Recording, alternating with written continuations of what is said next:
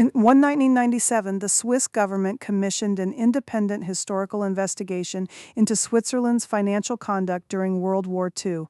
The report took 4 years and 25 researchers. When published in 2002, it confirmed Swiss banks had knowingly laundered approximately 1.7 billion Swiss francs in Nazi gold, roughly $9 billion today, and that the Swiss National Bank had accepted looted gold while fully aware of its origins. Switzerland's neutrality, the report concluded, had significantly prolonged the war. The gold came from two sources. First, the gold reserves of central banks in occupied countries, Belgium, Netherlands, Luxembourg, seized and sold to Switzerland for Swiss francs. Those francs purchased strategic war materials, tungsten, steel, oil, without which the German war machine could not have functioned past 1942. Second, victims' gold fillings from concentration camp prisoners, jewelry stripped at the gates, wedding rings melted down, recast with Reichsbank stamps, sold to Switzerland. The Swiss National Bank was told by Allied representatives as early as 1943 that Nazi gold was being derived from victims. They continued buying it. Swiss bank records showed transactions that the bank's own compliance officers had flagged as likely stolen. The flags were overridden. The legal mechanism that made this possible: banking secrecy laws codified in 1934, just as German Jewish depositors were beginning to move assets out of Germany. The timing was not coincidental. After the war, Switzerland paid 250 million Swiss francs, roughly 15% of the gold processed, to a reconstruction fund. No criminal liability, no prosecution.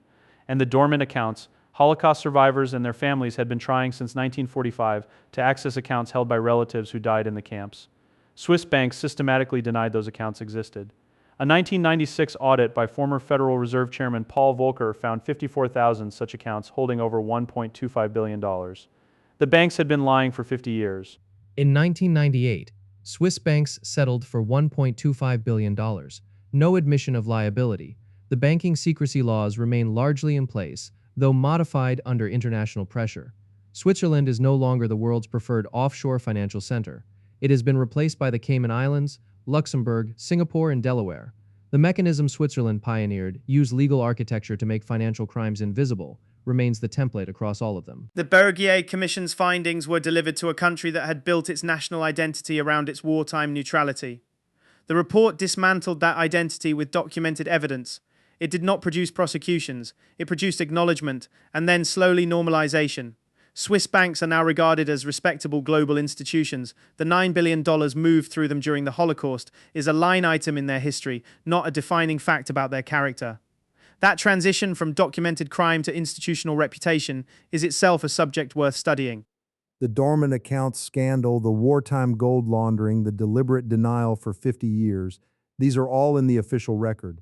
The Bergier report is publicly available. The Volcker audit findings are on record. What they demonstrate is that financial institutions, given the right legal architecture, will facilitate atrocities if they are profitable, deny knowledge afterward, and pay settlements that are small fractions of the gains. This pattern has not changed. The countries have. Subscribe.